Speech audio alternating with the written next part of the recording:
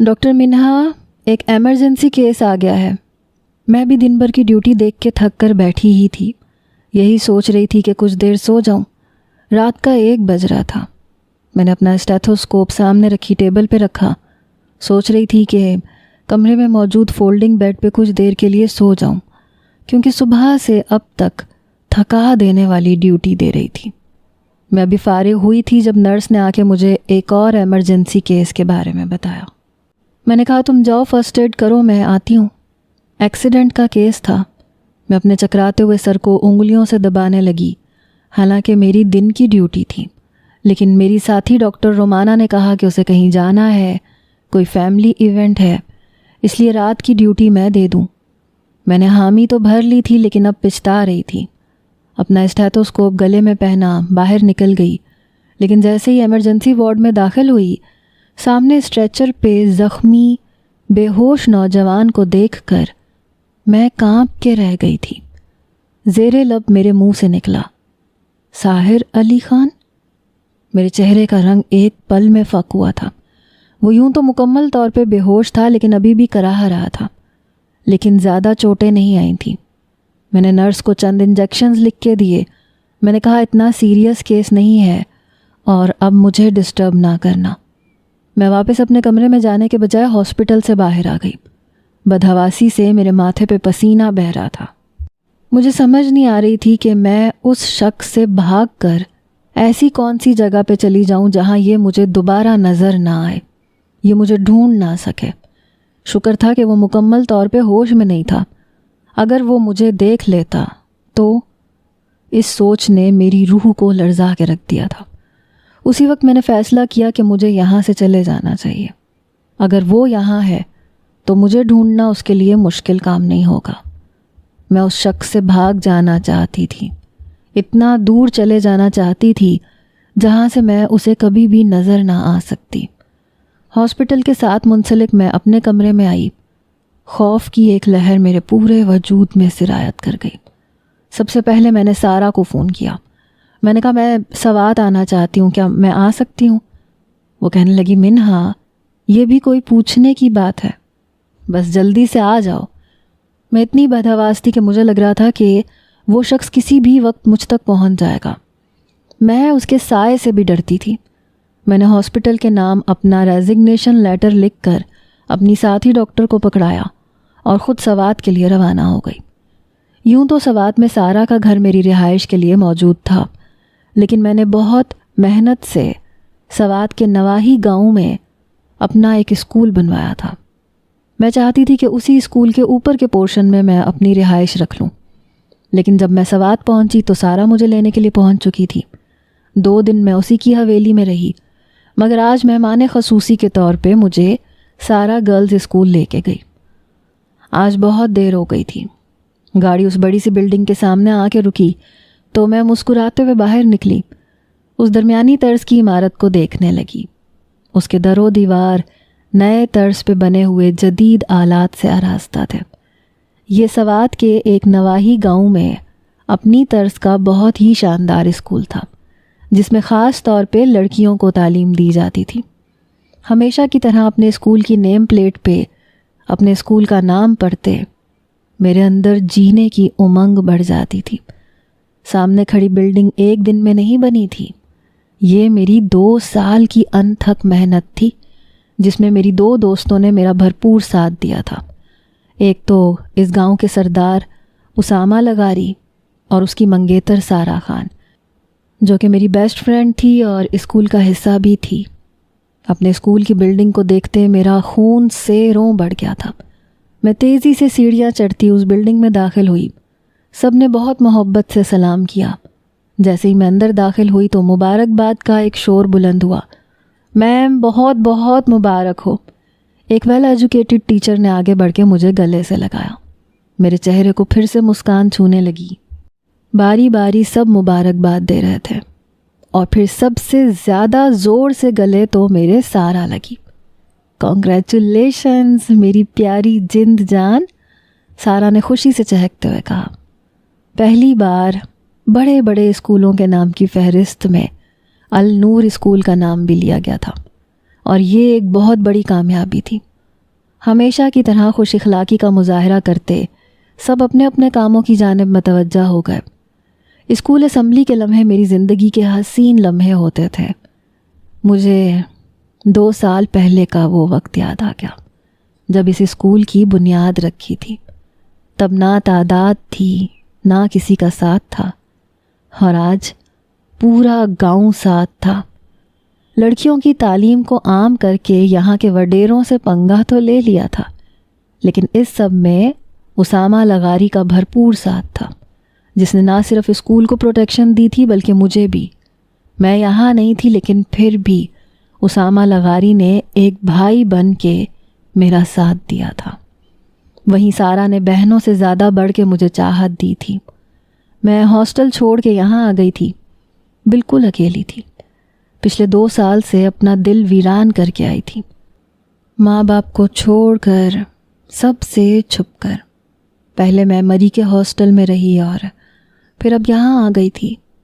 سارا کہنے لگی کہ میری خواہش ہے کہ تم اس اسکول کا نظام سنبھالو۔ میں ابھی فیصلہ نہیں کر پا رہی تھی۔ میرا ارادہ اس گاؤں میں ایک ہاسپٹل کھولنے کا بھی تھا۔ سارا کی بات پہ میں چونکی تھی۔ سارا نے کہا، چلو اب تمام ٹیچرز اور اسٹوڈنٹس کے سامنے اپنی کاوش کے بارے میں کچھ کہو، سب لوگ تمہیں سننا چاہتے ہیں منہا۔ میں نے ابھی کچھ کہنے کے لیے لب کھولے ہی تھے جب میری نظر اچانک اپنے اسکول کے گراؤنڈ کے سامنے گیٹ کے اس پار کچی سڑک پہ دھواں اڑاتی 3 گاڑیاں آگے پیچھے آتی ہوئی دکھائی تھی۔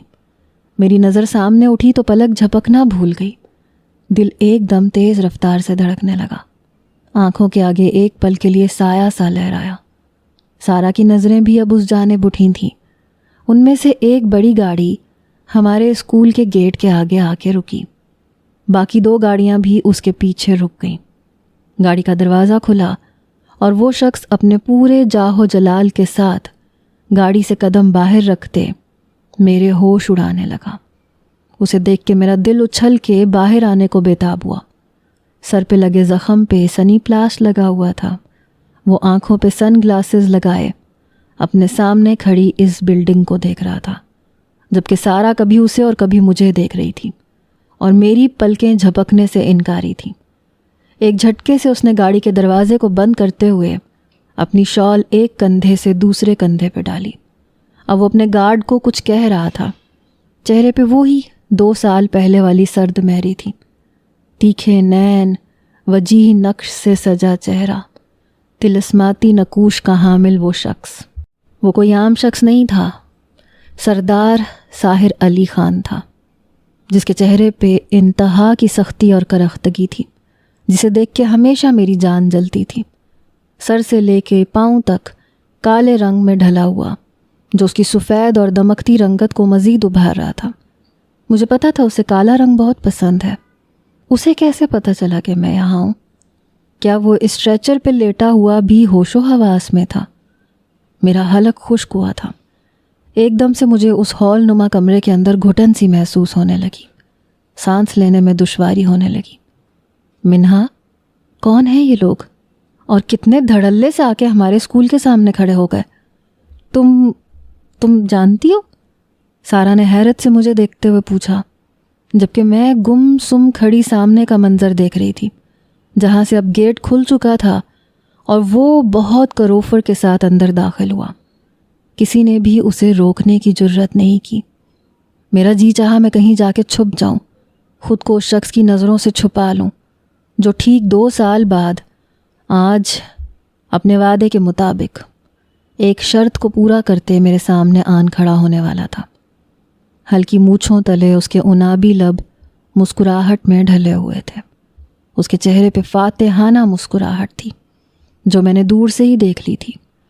وہ شخص جیسے ہی اندر داخل ہوا، میں بے اختیار لڑکھڑائی۔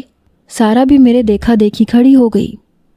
پل جیسے تھم سے گئے، دل کی دھڑکن کی رفتار بڑھ گئی۔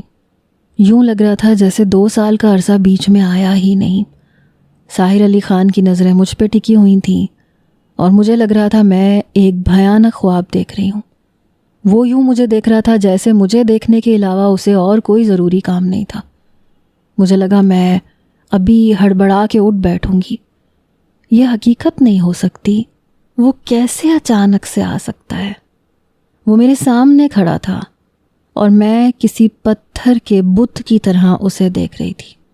منہا، منہا، منہا، اپنی گردن دائیں بائیں گھماتے ہوئے میرا نام پکار کے گویا وہ مجھے تلخ حقیقت میں کھینچ لایا۔ وہ یک ٹک مجھے دیکھ رہا تھا اور میرے دل کی دھڑکنوں کی رفتار اب کی بار تھمی تھی۔ ویلکم نہیں کہو گی مائی وائف ٹو بی؟ اپنے نام کی طرح اس کی آواز بھی ساحرانہ تھی۔ اس کے ہر انداز سے، اس کے لب و لہجے سے ایک جیت کی سی سرشاری کا عنصر نمایاں ہوتا محسوس ہو رہا تھا۔ اس کی نظریں سر تا پا مجھے ہی دیکھے جا رہی تھیں۔ اس کی نظروں کی تپش میرے پورے جسم کو جھلسانے لگی۔ ایک غصہ سا بھرنے لگا میرے اندر۔ جی چاہا اسے تہس نہس کر کے رکھ دوں، سب کچھ برباد کر دوں۔ 2 سال کی بھاگ دوڑ میرے کسی کام نہیں آئی تھی۔ کیا ہوا جانے من، سانپ کیوں سونگ گیا؟ وہ ایک قدم کے فاصلے پہ آ کے رکا، آنکھیں چھوٹی کرتے ہوئے مجھ سے پوچھ رہا تھا۔ میرا دل یوں دھڑک رہا تھا جیسے سینہ شگاف کر کے باہر نکل آئے گا۔ میں نے اپنے ہاتھوں کی مٹھیاں سختی سے بھینچ لیں۔ اس کے دل کے اندر کیا چل رہا تھا میں نہیں جانتی تھی، کیونکہ اس کی آنکھوں میں جیت کی سرشاری دیکھ کے میں سمجھ گئی تھی کہ اس کے ارادے نیک نہیں تھے۔ گل خان، مولوی صاحب کو بلا کے لاؤ، آج بالکل بھی وقت برباد نہیں کروں گا۔ ساحر علی خان کے الفاظ نے جیسے مجھے ہوش و حواس کی دنیا میں لا کے پٹکا۔ بے یقینی سے میں نے سامنے کھڑے اس دشمن جاں کو دیکھا جو ہمیشہ مجھے جانے من کہا کرتا تھا، اور میں اسے ہمیشہ خون خوار نظروں سے دیکھتی تھی۔ مجھے وہ کبھی بھی اچھا نہیں لگا تھا۔ آپ کو مولوی صاحب کا خیال تو آ گیا، لیکن آپ یہ بھول گئے کہ نکاح کبھی بھی ولی کے بغیر نہیں ہوتا۔ میرے الفاظ پہ مقابل کھڑے شخص نے معنی خیز نظروں سے میری جانب دیکھا۔ کہنے لگا، ساحر خان نے کبھی کچی گولیاں نہیں کھیلی جانے من۔ اب کی بار وہ گہرا مسکرایا۔ گل خان، ان کے ولی کو بھی ساتھ لے آؤ۔ ساحر علی خان کے کہنے کی دیر تھی کہ ایک طرف سے مجھے اپنے بابا آتے دکھائی دیے۔ وہ بھی ہال کے اندر آ گئے۔ ایک پل کو میرا دل چاہا کہ میں آگے بڑھ کے ان کے گلے سے لگ جاؤں۔ 2 سال سے در در کی ٹھوکریں کھا رہی تھی، لیکن میں آگے نہ بڑھ سکی۔ میرے قدموں نے میرا ساتھ ہی نہ دیا۔ میں اپنی خواہش اپنے دل کے اندر ہی مار گئی، کیونکہ میرے بابا جس انسان کے ساتھ چل کے آئے تھے وہ دوست نہیں، دشمن تھا، جانی دشمن، جو آج صرف اپنی انا اور ضد میں ایک وعدے کو پورا کرنے، ایک شرط کو جیتنے کے لیے یہاں آ گیا تھا۔ اور بھی کسی کو نکاح میں دیکھنے کی خواہش ہے تو کہو نہ جانے من، ساحر خان وہ بھی پوری کر دے گا۔ بڑے تیکھے لہجے کے ساتھ سینے پہ بازو باندھے مجھ سے پوچھ رہا تھا۔ میری خاموشی پہ ساحر علی خان نے ایک ملازمہ کے ہاتھ سے ٹوکرا منگوایا، اس میں سے لال رنگ کی شال نکالی، اسے کھولتے ہوئے میرے سر پہ اڑائی۔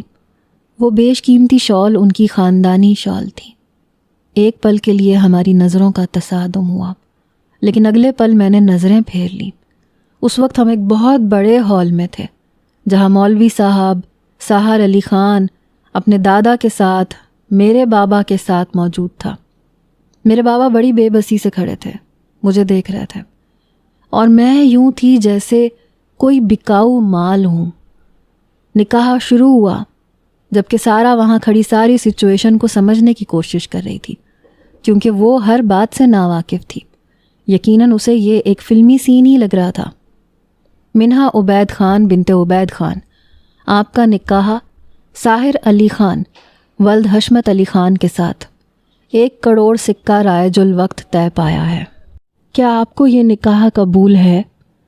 مولوی صاحب کے الفاظ پر میرا دل چاہا کہ میں صاف انکار کر دوں۔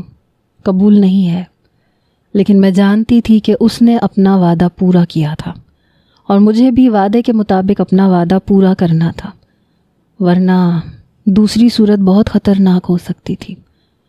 جی قبول ہے، میرے حلق سے بمشکل یہ الفاظ نکلے تھے۔ مولوی صاحب کا رخ اب ساحر علی خان کی جانب تھا۔ تھوڑی دیر میں نکاح مکمل ہوتے ہی مبارکباد کا شور اٹھا۔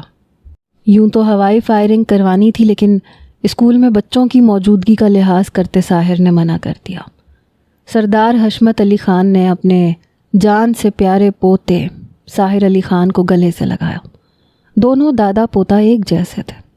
میرا جی چاہا دونوں کو یہاں کھڑے کھڑے گولی سے اڑا دوں۔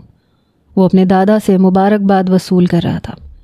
ساحر علی خان آج 2 سال پہلے والا ساحر علی خان ہی لگ رہا تھا جب ہماری پہلی بار ملاقات ہوئی تھی۔ وہ مجھے آج بھی یاد تھی، اور اس کے بعد کی آخری ملاقات بھی۔ ٹھیک 2 سال بعد ساحر علی خان تمہیں ڈھونڈ نکالے گا، اور جس دن ہمارا آمنا سامنا ہوگا نا منہا، جانی اس دن ہمارا نکاح ہوگا۔ پہلی بات میں نکاح ہوگا، دوسری بات اس کے بعد ہوگی۔ بولو منظور ہے؟ اس کی اس بات پہ میں سب کچھ ہار گئی تھی۔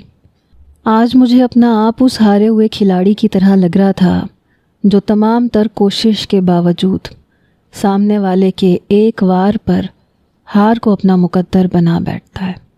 جی چاہا دھاڑے مار مار کے رو دوں، مگر میں اس شخص کے سامنے آنسو نہیں بہانا چاہتی تھی۔ آج اتنی کامیاب ہونے کے بعد بھی میں اس شخص سے چھپ نہیں سکی، اور کل کو اس کی مانی ہوئی بات پر آج میں اس سے نکاح کر کے اس بات کا خمیازہ بھگت رہی تھی۔ بابا نے آگے بڑھ کے میرے سر پہ ہاتھ رکھا تو بے اختیار میری نظریں ان کی جانب اٹھیں۔ میری نظروں میں شکوے پڑتے ہوئے وہ اپنی نظریں چراتے وہاں سے باہر نکل گئے۔ بابا، میرے منہ سے سسکاری نکلی تھی، میری آنکھوں سے آنسو بہہ رہے تھے، مگر وہ رکے نہیں، پلٹ کے میری طرف دیکھا تک نہیں۔ اپنے آنسو صاف کرتے وہ جا چکے تھے۔ خان، لگے ہاتھ رخصتی بھی لے لو تو اچھی بات ہے، سردار حشمت علی خان نے اپنے پوتے ساحر علی خان سے اونچی آواز میں کہا۔ بے اختیار میری نظریں گھبرا کے ساحر علی خان کی جانب اٹھیں، جس کے چہرے میں مسکراہٹ ابھری تھی، لیکن اگلے ہی پل معدوم بھی ہو گئی۔ میرا دل انتہائی سخت دکھا ہوا تھا۔ مجھے اس وقت سامنے کھڑے شخص کا چہرہ دیکھنے کا بھی دل نہیں کر رہا تھا۔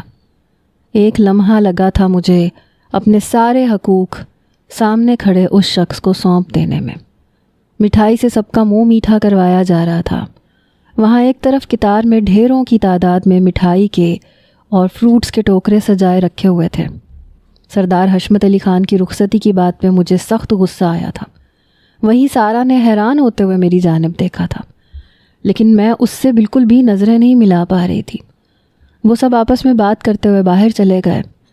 اس وقت کمرے میں میرے، ساحر علی خان اور سارا کے علاوہ اور کوئی نہیں تھا۔ آپ سیکٹری ہیں میری بیوی کی؟ ساحر علی خان نے بنا سارا کی جانب دیکھے سوال پوچھا۔ نہیں تو، سارا ایک دم سٹ پٹائی، جبکہ میرے لب سختی سے بھینچے۔ تو پھر جائیے، مٹھائی لے جائیے، پورے سٹاف کا منہ میٹھا کیجیے۔ آخر اسکول کی مالکن منہا خان کا آج نکاح ہوا ہے۔ ساحر علی خان نے ایک قدم میری جانب پورے حق سے بڑھاتے ہوئے سارا سے کہا، تو وہ آگے بڑھتے ہوئے مٹھائی کا ایک ٹوکرا بمشکل اٹھاتی اسکول کے اندرونی دروازے کی جانب بڑھ گئی۔ اب اس وقت اس ہال نما کمرے میں صرف ہم 2 ہی رہ گئے تھے۔ وہ ایک ایک قدم اٹھاتا میرے قریب آنے لگا۔ اس کے ہر قدم پہ میرا دل بری طرح دھڑک رہا تھا۔ وہ آج روبرو کھڑا تھا تو ہاتھ پاؤں ٹھنڈے ہونے لگے تھے۔ میں نے اپنے قدم پیچھے نہیں کیے تھے، کسی پتھر کی مورت کی طرح میں وہیں کھڑی رہی۔ وہ میرے قریب آ کے کہنے لگا، کیا ہوا منہا جانی، اتنی نروس کیوں ہو؟ وہ میرے قریب ہوتا، ذرا سا جھکتے، اپنی گرم سانسوں کی لو سے میرے چہرے کو جھلسا رہا تھا۔ میں ایک دم گھبرائی۔ آپ دور ہو کے بات کریں پلیز، کوئی آ جائے گا۔ نہ چاہتے ہوئے بھی میں اس کو ٹوک گئی، اور میں اس کے اندر کے شیطان کو جگا گئی۔ اب اس بات کے کرنے کا کوئی مقصد ہے منہا جانی؟ اس نے میرے چہرے پہ ہلکی سی پھونک ماری تو میں جی جان سے لرز اٹھی۔ ساحر خان پلیز، میں اسے چاہ کے بھی خود سے دور نہیں کر پا رہی تھی، ورنہ اس کے عتاب کا نشانہ بن جاتی۔ کیا ہوا؟ ڈر لگ رہا ہے میری جان کو؟ مگر کیوں؟ ذرا سا پیچھے ہوتا وہ میرے چہرے کی طرف دیکھنے لگا۔ میں نے اس کے سینے پہ ہاتھ رکھ کے فاصلہ برقرار کیا۔ میرے ہونٹ بری طرح سے کپ کپا رہے تھے۔ ہمارے بیچ میں صرف نکاح کا وعدہ ہوا تھا اور وہ ہو گیا ہے، پلیز اب جائیں یہاں سے۔ میں نے نظریں چراتے ہوئے کہا تو ایک دم اس نے میری کمر کے گرد بازو حائل کرتے مجھے سینے سے لگا لیا۔ نکاح اس لیے تو نہیں کیا کہ تم سے دور چلا جاؤں۔ 2 سال بہت ترسایا ہے تم نے، کیسے بخش دوں؟ تم بھی میرے ساتھ چلو گی۔ وہ اپنا چہرہ میری گردن میں چھپاتا گھمبیر لہجے میں بولا، جبکہ اس کی بات پر میری آنکھیں حیرت سے پھٹی رہ گئی تھیں۔ وہ واقعی ایک سر پھرا سردار تھا، کب کیا کر جائے کوئی کچھ نہیں جانتا تھا۔ میں نے اس کے سینے پہ رکھے ہاتھ سے اسے خود سے کچھ پیچھے کیا۔ نہیں، بالکل نہیں، ہمارے بیچ ایسا کچھ بھی طے نہیں ہوا تھا، اور آپ مجھے مجبور نہیں کر سکتے، جائیں یہاں سے پلیز۔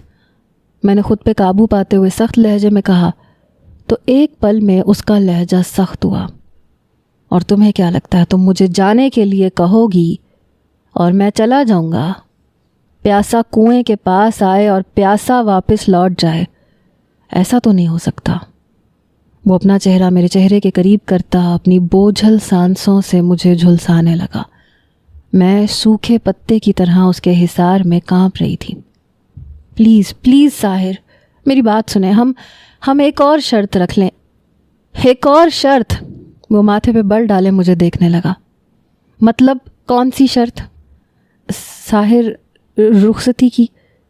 مجھے خود بھی اندازہ نہیں تھا میں کیا بولے چلی جا رہی تھی، لیکن بس مجھے کسی بھی طرح کر کے اس سے خود کو بچانا تھا۔ میں اس کے ساتھ نہیں جا سکتی تھی۔ اچھا، اب کیا شرط چاہتی ہو؟ وہ کچھ پیچھے ہوا، مکمل میری جانب متوجہ ہوا، لیکن اپنی جگہ سے 1 انچ بھی نہیں ہٹا تھا۔ آپ مجھے یہاں سے جانے دیں۔ اور میری سمجھ میں نہیں آ رہا تھا کہ میں اسے کیا بولوں۔ اچھا، یعنی تمہارے کہنے کا مطلب یہ ہے کہ اب پھر 2 سال کے لیے میں تمہیں آزاد کر دوں، اور پھر 2 سال کے بعد میں تمہیں پھر سے ڈھونڈوں، اور پھر تمہاری رخصتی لوں، اور پھر تم سے اپنا حق لوں، جبکہ 2 سال میں میرا ارادہ کم از کم 2 بچے پیدا کرنے کا ہے۔ وہ فوراً میرے دماغ تک پہنچ گیا۔ واٹ؟ وہ میرے گال کو پیار سے چھو کے کہنے لگا، میں فیملی پلاننگ کے موڈ میں نہیں ہوں ڈاکٹر صاحبہ۔ میں بری طرح سے گھبرائی تھی۔ نہیں، آپ میری بات سنیں، اور شرط؟ میری بات پہ وہ زچ ہوا۔ میں پاگل ہوں جو اتنا صبر کروں؟ اس نے میری بات کاٹی۔ ہاں، میں بے اختیار بول پڑی۔ میں اتنی تیزی سے بول رہی تھی کہ ساحر علی خان نے بری طرح سے لب بھینچے، گہرا سانس بھرا، اور ایک دم سے وہ بے اختیار ہوتا میرے ہونٹوں پہ جھکتا مجھے بے بس کر گیا۔ میری آنکھیں حیرت سے پھیل گئیں۔ میں نے اس کے سینے پہ ہاتھ رکھ کے دباؤ ڈالتے اسے پیچھے ہٹانا چاہا، لیکن اس کی گرفت میں مزید اضافہ ہونے لگا۔ وہ انتہائی غصے میں آ گیا تھا۔ جتنا میں اسے دور کر رہی تھی اتنا وہ قریب آ رہا تھا۔ اس نے مجھے اس برے طریقے سے قابو کیا کہ سوائے رونے کے میں اور کچھ نہ کر سکی۔ جھٹکے سے میرے لبوں کو آزادی بخشتے وہ پیچھے ہٹا۔ میں اپنا سانس بحال کرنے لگی۔ کہنے لگا، آئندہ میرے ساتھ کسی بھی شرط کے حوالے سے بات مت کرنا، ورنہ مجھ سے برا کوئی نہیں ہوگا۔ اس کی لال رنگ انگارہ ہوتی آنکھیں دیکھتے میں نے اپنا چہرہ پھیر لیا۔ میرے لبوں پہ اچھا خاصا ستم ڈھایا تھا۔ یہ پہلا لمس تھا جو اس نے مجھے دیا۔ آج تو جا رہا ہوں، لیکن جلد ہی واپس لوٹوں گا، کیونکہ خان حویلی میں آنے والی نئی بہو کے استقبال کی تیاریاں زور و شور سے شروع ہو چکی ہیں۔ تو بہتر ہوگا کہ تم جلد از جلد اپنا مائنڈ سیٹ کر لو، کیونکہ اب یہ بھاگم بھاگ کا کھیل ختم۔ اور اب میرے ساتھ کوئی چالاکی مت کرنا منہا جانی، کیونکہ اب تم ہر وقت میری نگاہوں میں ہو، اور نکاح کا مطلب اچھے سے جانتی ہو نا۔ مجھے مجبور مت کرنا کہ بغیر رخصتی کے تم سے اپنے حقوق لے لوں۔ اپنا ایک حق تم پہ جتا کے جا رہا ہوں تاکہ تمہیں میری طاقت کا اندازہ ہو جائے۔ جتنا انکار کرو گی میرے اندر کا جنون اتنا ہی بڑھے گا۔ تم مجھ سے چھپ نہیں سکتی، کیونکہ سردار ساحر علی خان کی صرف اپنے گاؤں پہ نہیں، اپنے گاؤں سے جڑے سب گاؤں پہ نظر ہے، اور اب میرے نکاح میں آنے کے بعد میری نظر تم پہ 24 گھنٹے رہے گی۔ وہ اپنی کہتا وہاں سے جا چکا تھا۔ اس کے جاتے ہی میں نے اپنا رکا سانس بحال کرتے وہاں رکھے صوفے پہ میں ڈھہ سی گئی۔ ایک لمحے میں وہ میرے ہونٹوں کا ستیہ ناش کر گیا تھا، لیکن مجھے حیرانی اس بات کی ہو رہی تھی کہ وہ یہاں کیسے پہنچا، میرا ایڈریس اسے کیسے ملا۔ پر اس کی بات یاد کرتے مجھے اندازہ ہو گیا کہ وہ کیسے پہنچا، کیونکہ شاید وہ پہلے سے جانتا تھا کہ میں کہاں ہوں، یا پھر ہاسپٹل سے اسے معلوم ہوا۔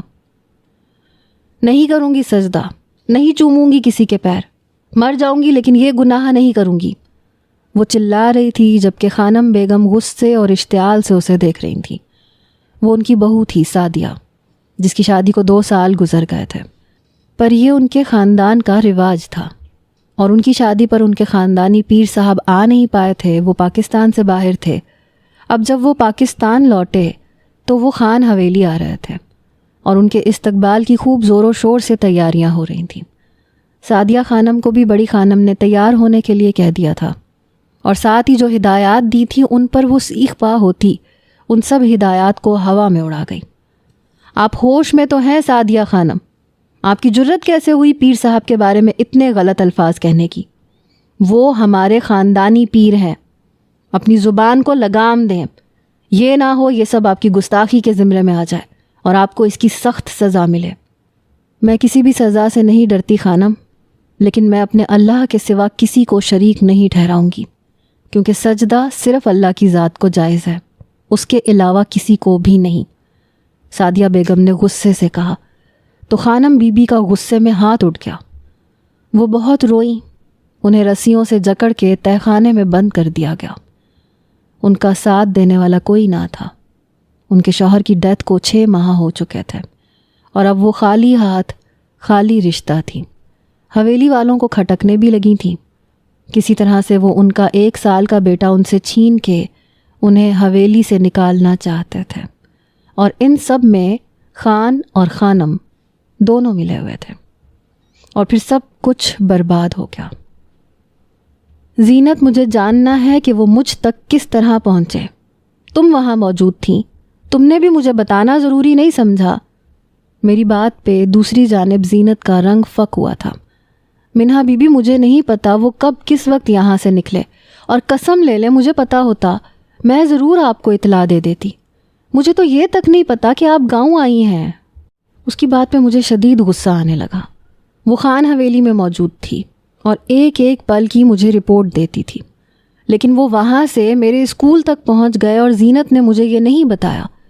میں مان ہی نہیں سکتی تھی کہ وہ اتنے جاہو جلال سے آئے اور اسے بالکل خبر ہی نہیں ہوئی کہ وہ آ رہے ہیں، اور مجھے اطلاع بھی نہیں دی اس نے۔ تم جھوٹ بول رہی ہو، تم ملی ہوئی ہو ان کے ساتھ۔ میری بات سنتے ہوئے وہ رو دی، اس کا لہجہ رند گیا۔ منہا بی بی، میں نہیں جانتی تھی، یہ سب مردان خانے میں طے ہوا ہوگا، اندر زنان خانے میں تو یہاں کسی کو پتہ بھی نہیں ہے اس بارے میں۔